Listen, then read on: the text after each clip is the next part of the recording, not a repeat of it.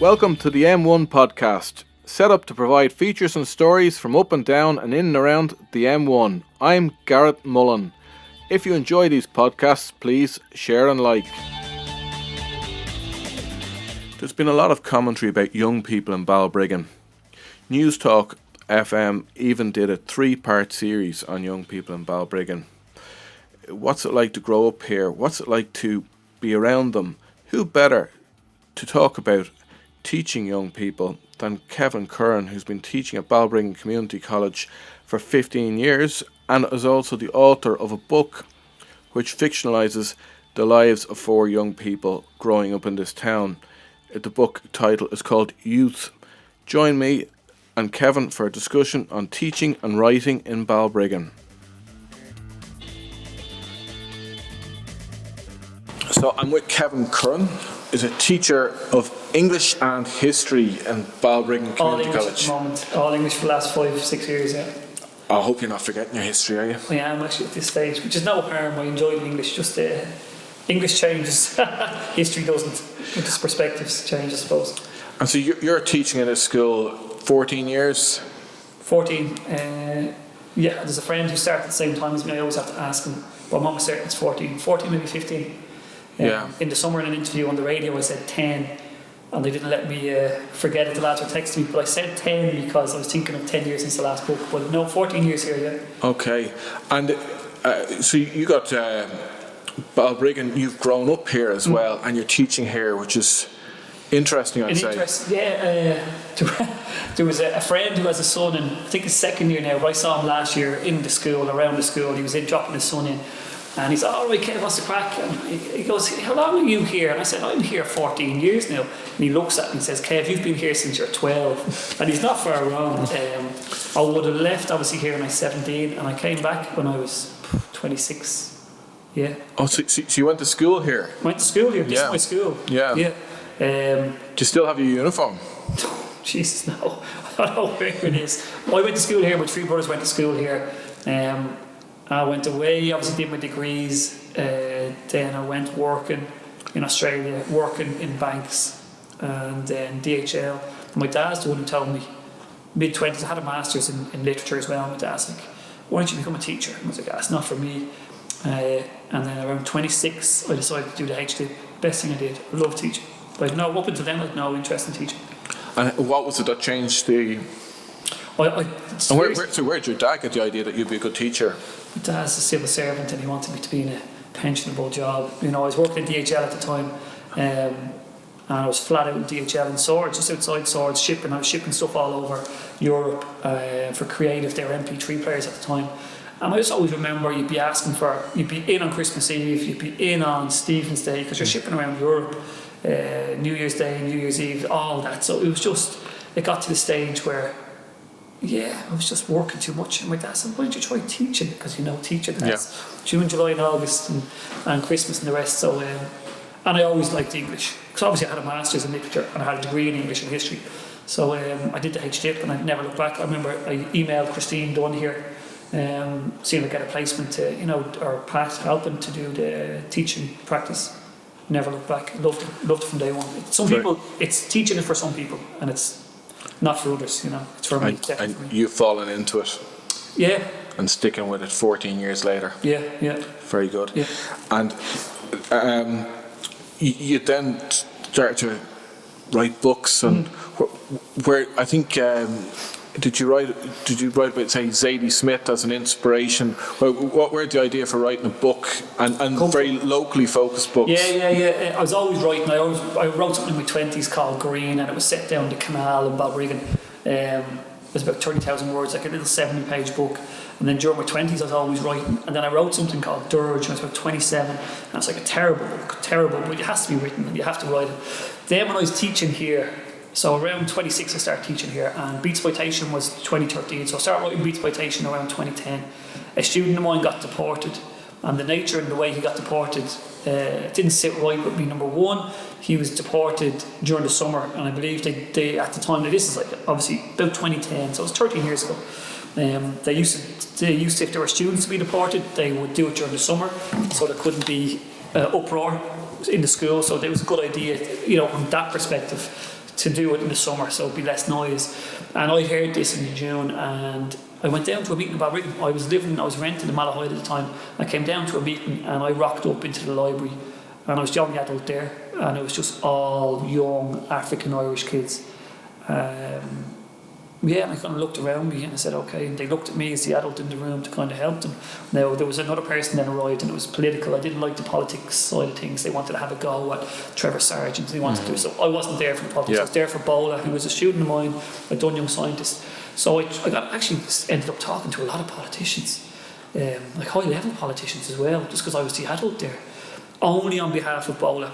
But and then I got in touch with another school who had a similar incident as us. But the other school did not reply to me, did not get back to me, and I was subsequently told it was because they purposely don't, because they did not want to be the go-to school, that this is how you can stop the deportation. So they didn't come back to me. So that left a sour taste in my mouth. And then I believe Bola, who went on the run, himself and his family went on the run from the authorities. So that was just... And where had they been living? They were living in Balbriggan. I don't think they were in Mosney. I think they might have been, actually, I think he was Mosney. Yes. But they went on the run, and they gave themselves up. They were on RTE and everything. And I heard a heartbreaking story then afterwards that, like, Bola, when they gave themselves up, they were put on the plane, and I know someone I know was involved in it, and said Bola was an absolute gentleman, but until the plane, and then obviously he tried to struggle and remain in Ireland. You know, it was heartbreaking. But from my perspective, I just thought he deserved to sit his leaving. He was a fifth year. He'd been with us for 5 years. So you invest that into someone's education from a teacher's perspective. Like, let him do one more year. But anyway, however, I'd still be in touch with Bola now. He has a degree in Nigeria, and he's happy, and he did his bits and pieces. But that became the kind of the starting point for exploitation. And again, like 13 years ago in Ireland, race relations and the way things were in the town and the way things were in Ireland, I just wanted to pass comment on a kind of in a negative way on race relations. So unfortunately, like, good for me, the book did really well. The exploitation nationally was huge, but the main character was a racist. So a lot of reviewers kind of didn't want to look into it, and the main hero of the book was a guy called Kembo. But if you're looking to sell books for book clubs, I was told the big publisher was going to take it, and he said no, this won't sell for book clubs, female book clubs, because the main character was a racist and not a nice person. But that's what I wanted to say back then. So that's exploitation. But you live by the sword, die by the sword, and that's... And you know. Your latest book, Youth, is kind of a follow-on from that, isn't it? It's very much focused on the characters. Yes. So exploitation would have been 2013, and I kind of would have said, and I wrote a piece for the Irish Times about a year or two after that about how exploitation had Ireland's first ever black hero, which is true in any kind of case. And I said, that's me done. It's not for me to write those characters anymore. I'm going to move on and write other books. But I was teaching here then for the next 10 years, and every year I'm teaching here, we're literally reading Irish, we're reading books for Leaving Cert. Every book that has a black character is based in America, or it's to do with the Deep South, or it's to do with racism, and it's to do with words that you're not hearing in this room or in this school. And so every year, the kids are kind of looking, going like, where's our stories? And as a writer, you can only turn your back on that for so long. Now, I had written a lot of short stories in between, and they got a lot of attention. Like, they were, 3 of them were shortlisted for the An Post Short Story of the Year and all that, and they were all kind of first person teenage stories set in Balbriggan, not necessarily with characters of African Irish background, but they were teenagers telling Balbriggan teenage stories. And so that then became the genesis for Youth and where you came from. What you're saying there, I think, is very interesting about the what the kids are seeing, or what the young people are seeing in the books, or perhaps in the media. This doesn't represent their own background. And I wonder, maybe things are changing, but I remember, say, back 2017, 18, there was a lot of narrative in Balbriggan around antisocial behaviour and gangs and black gangs, and that was going around. And part of it, in my mind, I was I'm very committed anti-racist, and I stood out against that. But I wonder, is that people, Irish people, getting an impression that they see young people who are black and they've seen, let's say, a Spike Lee film, LA 1992, which is a completely different reality to what's going on for young black people in Ireland. Yeah, it's 100% an unconscious bias, and you can't blame people. Well, you can. But in a way, they're being conditioned, as you say, by UK and by American culture. And it's the same for the kids, but it's the same for the adults. They know no different. And I tried to address this in Youth. Literally in the first page in Youth, I have a group of 3 lads, African-Irish lads, walking down the street.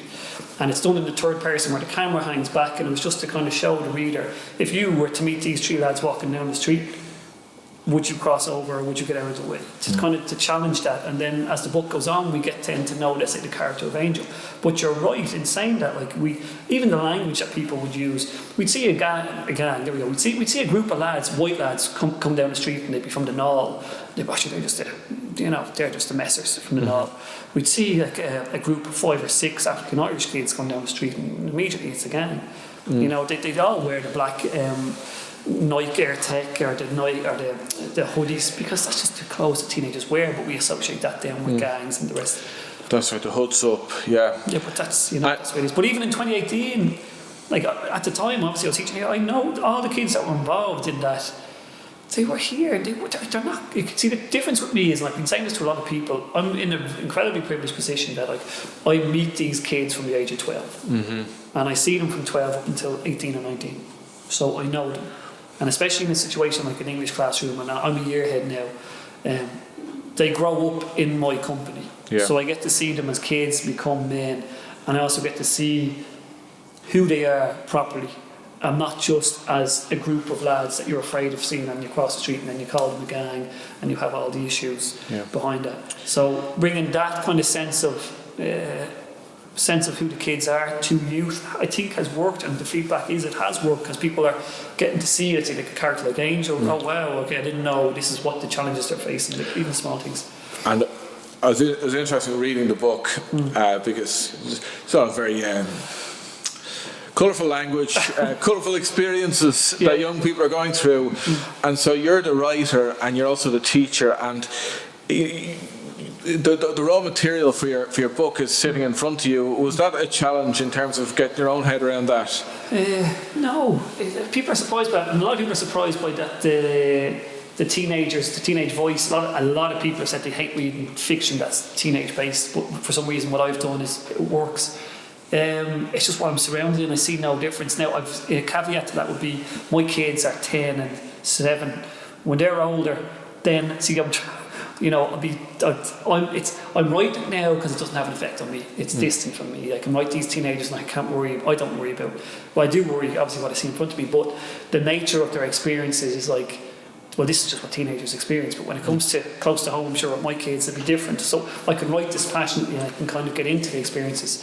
They're in front of you and you see them and you hear them, and in an English class you talk about this kind of stuff all the time. But I have to say, there's nothing in the book that would be taken from actual experiences. Like there's a lot of knives in youth, and the publisher at the time was, before we published, was saying, like, you got to use the knives. If you have knives in a scene, you got to use them. Knives, okay. Like knife. You got to use them. And my answer to that was no, because I was putting it in because obviously you'd hear about things, but touch wood, and I still say this, and it made it look silly. Like, no one was using them, and they weren't using them. Whereas the publisher was pushing for me to have someone get stabbed, basically, in the book. To give it a bit of dramatic effect. But I said no, I'm not doing that, because it's not the truth that I see surround me every day in this. That's what I thought was interesting in the book. Is I say it's very character driven, and the language of it. I was pick out some words like fresh, allow, youths, and there was those other words, and I was thinking, is that the way young people are going on in terms of their interactions with each other? Allow is kind of a obviously it's everything ages and everything changes, but that language was like, that's why even when I was writing it, and I've said it in many interviews, people in Cork and people in Donegal, and I believe the book is actually taken off for some reason in Australia, like, they're reading it, and I'm sure they're scratching their heads going, what? People don't talk that in Balbriggan, but they genuinely do. And I've said in interviews, you could end up looking stupid if he didn't get it right. And so like we're doing the audio book now. We're doing the book in school with the TY. I believe Educate Together are doing the book as well with TY. And I played a bit of the audio book last year to some of my leaving certs. And you're kind of looking, because they're using that language, like what would they think? And they were looking like, all right, that must be. And they literally said, is that Jimmy's older brother? They didn't know it was me, because they knew they recognised the language. You know, the language changes so quick. Like that language from the book, even though the book was published in 2023, the language is from about 2020, 2021. It's language changes so quick, quick. Like even when I played that short clip to the students would have been last October. They correct you a year ago. They didn't correct me, but what they did was, I played them and said, lads, what you think of this? I didn't tell them it was my book. I had a short excerpt from the audiobook. It was a piece from one of the actors that did the audiobook. And they straight away looked and said, is that Jimmy's older brother? Now Jimmy would have been 17. The older brother they were talking about was 20. So they realised that the language had 3 years that passed. They were so in tune. I only played them 3 minutes of it. It's interesting. But the language changes so quick. But that is the way they were speaking in, I'd say, about 2020, 2019, 2020. And I was watching that Top Boy on Netflix. No, see, that's the thing about Top Boy is I purposely have never watched an episode of Top Boy because I knew, because someone had said it to me, oh, that's Tony talking Top Boy, but I didn't want it. Because I knew then if I watched it, it could influence the language. So I wanted to base it just on what I heard in front of me. Because it's interesting, because, and it's actually interesting that you've never watched it, because I found a lot of the language very similar. Obviously, Top Boy's it's all centred about gangs and drugs and unfortunately too much TV drama is focused on that. Yeah. Well, I think where Top Boy and the slang for the African Irish kids in Balbriggan intersect is drill music. It's all rap based. It's not Top Boy. And even the teacher this year, it's funny, he's brand new in the school and he's like, oh, all the lads, they must be they'll be watching Top Boy. And it's not Top Boy. Top Boy came after the fact for the language that the kids were using. It's drill music, and drill music is London based. So it's Chicago based, but it came from London. And this is Stormzy and and Dave and other people like that. So the kids that I would know from the school who are rapping are drill. So they'd be, Top Boy would be, I'd say, I wouldn't even know if they'd been watching it, but it's the drill music. And that's where we're talking about even American culture and English culture. They have known, in the case of Angel and like characters like Angel, they've known in Ireland to look to as a black and Irish figurehead. So they go and they look elsewhere. So they look to London and they look to America. And then drill music is something that speaks to them. Now, unfortunately, drill music is incredibly violent lyrics and misogynistic lyrics, but it's something that they see represented in their lives. And that's why the kids from the school would have been making the videos down in Dunsatton and the rest and at Duns. They'd be getting 1 million views and they'd be using... This is what I thought was fascinating, because I used to live in Cardi Rock, and I remember seeing this video just randomly on YouTube, and it's these kids doing what I later learned was drill music. Yeah. And it was just after, maybe about 6 months after this, the antisocial African gangs narrative was at its peak in 2018. But I seen this video and I looked under it. It was 1.5 million views at the time, and I was like, "Is this for real?" Because you go to RTE or mainstream media, and they don't have that kind of coverage. Yet here's a group of teens in Balbriggan making their song, making their video. It looks pretty cool. I didn't know what they were saying, but hey, and I was so impressed. It's incredible. Like I'd be the same again in talking to other people. Like there's lads who come through school and the music they'd be making would be getting 350,000 listens a month on Spotify, whereas the Late Show, any Irish band they'd be playing would be getting 50,000, 60,000, maybe 100,000 listens a month. So you know what I mean, mainstream, and they'd be like, so mainstream. Because I checked, obviously, I'd be talking with this kind of stuff to people. So I would have checked Late Show.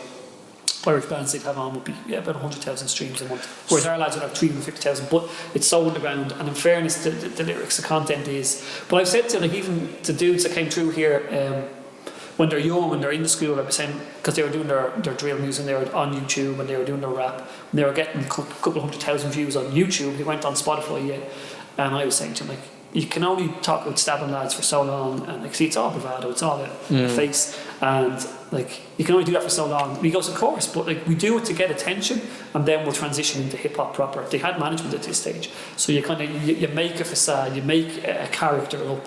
You talk about the beatings, and you talk about the fighting and the women and the knife, and then you transition into hip hop proper, which is what Cello was doing, is what Officer is doing, which is what A92 in Drogheda are doing. Stella, Officer, sorry, I don't know what these things are. Cello is I think he's Drimna or he's Tala.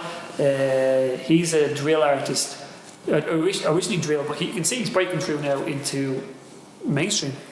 Officer is the same. He's from A92 in Drogheda. He'd have cousins in this school, and his manager actually I used to teach. He's drill, but he's breaking through into big numbers. And but the lads from Balbriggan, I think, are just falling away. I don't know, for different reasons, but they were on the same. 3 years ago, they were on a par with these two lads. But yeah. And say, are the young people coming up after them? They're doing the same kind of thing.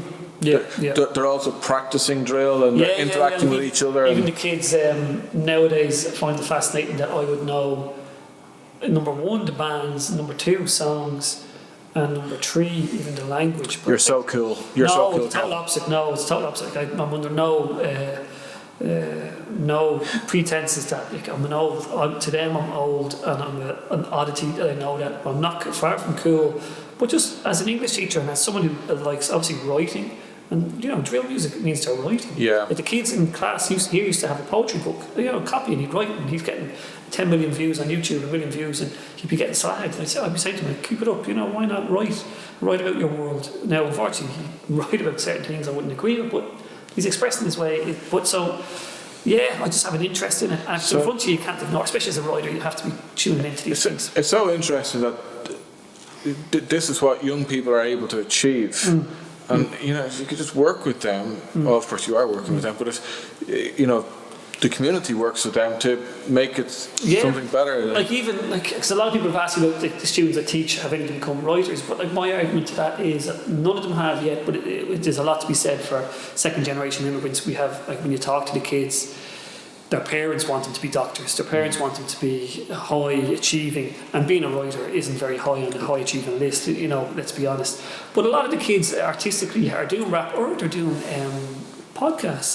The lads from the school I used to teach would be Points of Malt podcast and then Black and Irish podcast. They're involved in that kind of thing. Exactly. Then you have Slight Motive as well, which is like a magazine kind of multimedia. They're from here, so that's their outlet. How well, say Balbriggan Community College, you're interacting with the young people here. Young people in the other schools, 5 secondary schools, 6 secondary schools in Balbriggan area. So would it be similar culture, similar things going on for them? For a number of reasons that we won't get into, I don't think the numbers are the same. The cultural mix wouldn't be the same in basically every other school.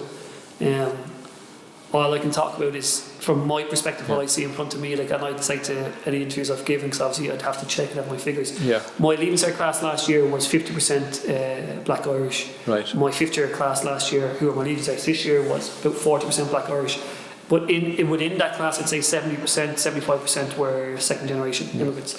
Now, we're a DESH school here, which means we're a school that caters for people in a certain socio-economic area.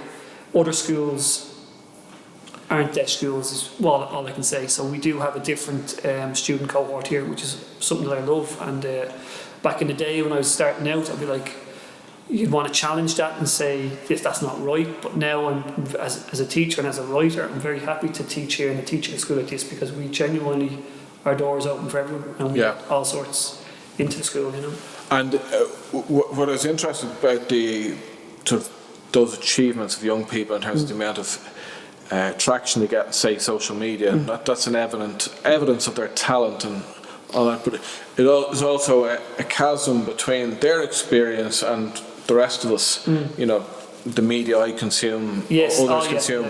And I've seen your book. You mentioned Balbriggan Connected, and I'm getting that you're a teacher and your raw material is young people in front of you. So there's a mention of Balbriggan Connected. So what's going on there? Balbriggan Connected is mentioned in the book. It's not mentioned by the kids, it's mentioned by a parent. Because as far as the kids are concerned, they wouldn't be on Balbriggan Connected, it's too old school. Like, Facebook is dead, you know. And in the slang they'd say it's dead. Not as in it's dead, but dead as in it's useless. I'm not even on Balbriggan Connected. I never went in there because I just couldn't be bothered. But the kids wouldn't know about it, but the parents do, and that's why it was mentioned. Balbriggan Connected was mentioned there, but kids wouldn't have a clue what Balbriggan Connected is. They wouldn't have a clue what Facebook is. They wouldn't have a clue what red tops are, and they probably wouldn't have a clue what radio station talk phone-ins would be. They would have 5-6 years ago, because I know kids from this school were on them during 2018 when there was talk of race riots and all that, and certain kids of mine I knew called in and spoke, but they wouldn't know now, you know. They wouldn't listen to mainstream media or engage with it. Not at all. Not especially not TV either. So how do you have a cohesive community in terms of people engaged with each other, working off the same information? If things are changing so rapidly, and there's that chasm that we're seeing where maybe older people and less people are reading, buying and engaging with mainstream media, and young people aren't engaged with it at all. I think for me, and it's for teaching, and I think it's for life in general, it's about relationships, real interpersonal relationships, and establishing relationships. That's for me in the classroom, it's for me, I'm a year head, I'm in charge of 150 kids as well, and it's for me in all walks of life. A good example would be, we had the Black and Irish podcast, came out to Balbriggan about a month ago to do a talk with me in the Scale Collective in the warehouse. It was a Saturday at 2:00. And I sent word to all the schools, because I know a few teachers in different schools, to say, you know, try and get kids down, not to listen to me. They don't want to hear from me, but they want to hear from Leon and Brianna, who are the Black and Irish, you know, the new book that they have out, yes. Heroes. Like, I thought it'd be just a great thing to get kids out. No kids turned up other than kids from this school. Oh. We had about 20 kids turned up from this school. It was 2:00 on, I think maybe it was 1:00 on a Saturday. And the reason they turned up was not to hear me, but it's because I had gone around to classes and just explained to them what it was. I said to them, I only went to senior class, I went to 5th years and 6th years, and I said to them, Black and Irish coming out, I held up the book, I hadn't got the book at the time, I held up a poster, and I said, I'm there, but forget about me, you don't hear about me talking nonsense. I said, these guys will be here, you want to hear about them. So about 20 of my kids from this school came, 16 and 17 year olds, at 1:00 on a Saturday, to listen to people talk for an hour about diversity, multiculturalism, culture in Ireland, with their place in Ireland. Like, Leon is from Black and Irish podcast, is amazing. I believe he's doing a Ferolga talk this week, I think. It was amazing. But back to your question, like, how do we get culturally things like that happening? And it was because of the interpersonal relationships. The kids knew me, I know the kids, and we have a good relationship. So when I went around and said, come along lads, you'll enjoy this, and broke down the barriers and told them what was happening, they came along. So we need to have that maybe in other schools as well, yes, and the wider community. Yeah, and I knew that if I got into other schools and kind of had a chance to talk to them, you'd get people coming, because you'd say to them what it was. Like, and of course, not anything bad about teachers. I'm sure teachers probably put a poster or say, come along to this, and that's it. But I'm sure you know yourself, it's all about communication and establishing connections with kids or with people and letting them know what's going on. So for me, that was a massive deal. I got the kids sent up afterwards and get pictures taken with Leon and Brianna. Like, it was just amazing. But just to get them there to listen to that talk, and they walked away that bit taller and that bit more engaged with themselves and their culture and Balbriggan. But in essence, as you're saying, when media is so diversified, I do think it comes back. It doesn't go out there. It's not social media that solves any sort of communication issues like that. It's relationships, and it's interpersonal relationships. And it's very interesting talking to you. Thanks so much for your time. You've given some great insights into life and interaction within education, and the book, I think, tells the story of 4 young people growing up in this area of Ireland. And I think Balbriggan is a really unique, it's a great spot. Like, in my own estate, we have 45 different nationalities. Wow. And I think that's what contrasts between Ireland and other European countries, because they don't have that same level of diversity. In England, immigration happened over decades. Ireland happened very quickly, and as a country, I think we've adapted quite well to it, very well to it. But I think this discussion is kind of, we've learned insights into the situation now, the interactions, the relationships that young people have with each other, with society, and maybe we can start to develop platforms for them to develop culturally as well. Yeah, that's the trick. Thank you, Kevin. Not at all, thank you. Cheers. I really enjoyed that discussion. So much of interest there. I liked the discussion on the factors influencing young people, the drill music scene, and then the interaction and the relationship young people have with it, and the creation of their own music, and also its extraordinary impact where they've been making their own songs which have had hundreds and thousands and even millions of views. It's a revelation to us adults. After leaving Kevin there, I felt a wish to be in school again. Stay with us for episodes coming up where we'll be looking at topics of interest for those of you who are up and down and in and around the M1. I'm Garrett Mullen and this is the M1 podcast, and thank you to David West for sound and editing.